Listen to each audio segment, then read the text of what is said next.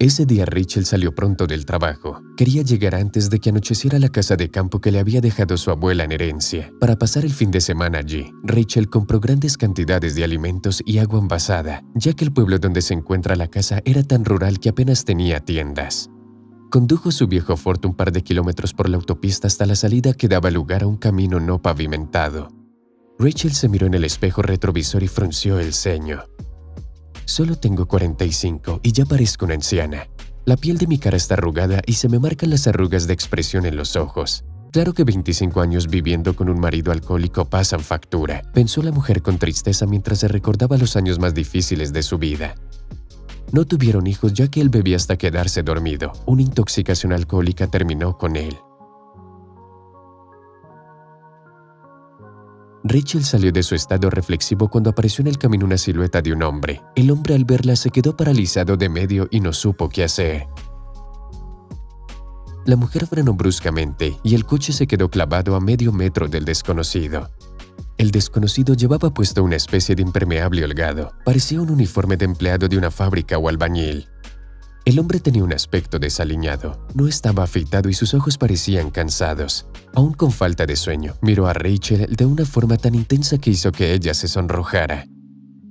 Tras este encuentro visual, el desconocido asintió y desapareció tras la maleza del camino. Rachel suspiró y prosiguió con su camino. Tras unos segundos comenzó a visualizar la silueta de la casa. Estaba tal y como la recordaba, con su techo terminado en punta y su chimenea en uno de los lados. Parecía una casa salida de un cuento de hadas. Sin embargo, Rachel pensó que la casa necesitaba algunos arreglos, ya que había zonas que estaban descuidadas. A Rachel le entristecía mucho el estado de las vallas, que estaban prácticamente caídas en el suelo.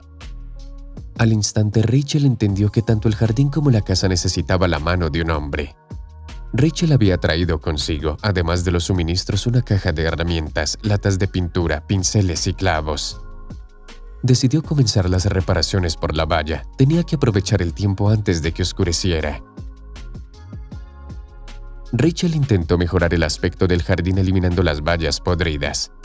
De repente, Rachel escuchó detrás de ella una voz masculina que le hizo pegar un salto. «Deja que te ayude, no tengas miedo, soy carpintero y se me da muy bien trabajar con la madera». Rachel se giró y vio al desconocido que hace unas horas se había encontrado en mitad de la carretera. «Si no te parece difícil, estaré encantada de que me ayudes, pero no tengo nada para darte por tu trabajo, solo una deliciosa cena». «Eso sería estupendo. Estos últimos días solo he podido comer manzanas», respondió el hombre de forma alegre mientras se ponía a trabajar.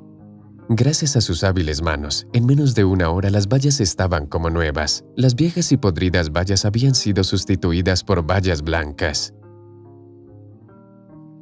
«Bueno, ahora podemos cenar», dijo Rachel invitando al desconocido a entrar en casa. Mientras elogiaba la comida que Rachel había preparado, el desconocido le dijo que su nombre era Kevin. Tras servirse otra ración de patatas, Kevin le confesó que se encontraba en una situación difícil y no tenía dónde vivir. Sin dar más explicaciones guardó silencio, quería evitar hablar más sobre el tema. Pero Rachel ya sabía lo que había sucedido. La mujer vio de forma accidental el nombre de un centro penitenciario en la manga del impermeable de Kevin. Seguramente se había escapado y ahora estaría en busca y captura. «Eres un fugitivo, pero pareces buena persona. ¿Por qué no se queda? Aquí no hay nada que robar, solo telarañas y muebles viejos», dijo Rachel intentando no tocar mucho el tema. Para su sorpresa, Kevin resultó ser un buen conversador, nada parecido a un criminal. Estuvieron hablando hasta altas horas de la noche y al día siguiente empezaron a quitar las malas hierbas del jardín y a ordenar los trastos. Rachel se estaba pasando tan bien que cuando quiso darse cuenta el fin de semana ya había terminado. La mujer con tristeza tuvo que dejar allí a Kevin durante una semana. Ella tenía que volver a la monotonía de la ciudad y a todos los asuntos que tenía que solucionar. Durante toda la semana, Rachel no podía dejar de pensar que Kevin podría ser diferente a lo que ella pensaba. Tenía miedo de volver el fin de semana y encontrarse su casa peor de como la había dejado. El transcurso de la semana le pareció una eternidad. Por fin llegó el viernes y Rachel salió corriendo de la ciudad para ver cómo se encontraba Kevin y la casa de campo. Cuando Rachel llegó a la casa, no podía creerse lo que veía en sus ojos. Le pareció que se había equivocado de dirección al no reconocer el lugar. Observando detenidamente, Rachel vio que si era su casa, estaba muy transformada. El exterior de la casa había sido pintado de un precioso color verde, las ventanas estaban relucientes y las puertas tenían estores. Además, las puertas ya no hacían ruido al abrirse, y en el patio se había colocado un banco y una mesa para poder disfrutar del aire libre.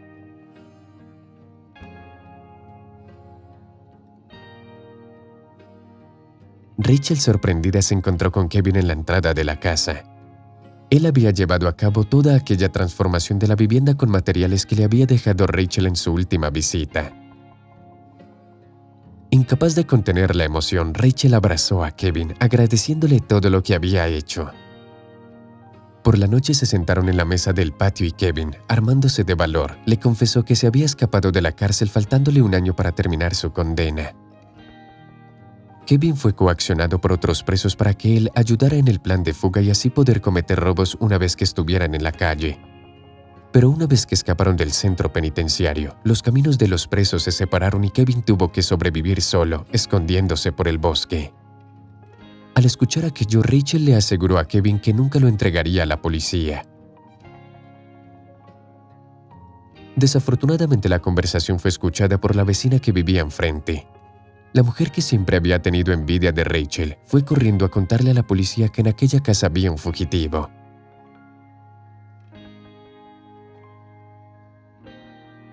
Aquella misma noche, la policía llegó a casa de Rachel y Kevin fue detenido.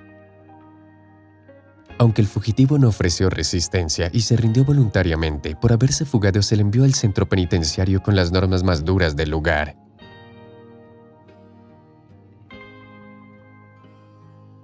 Durante su estancia en prisión, Rachel no dejó de enviarle cartas apoyándolo y diciéndole que le esperaría a su salida.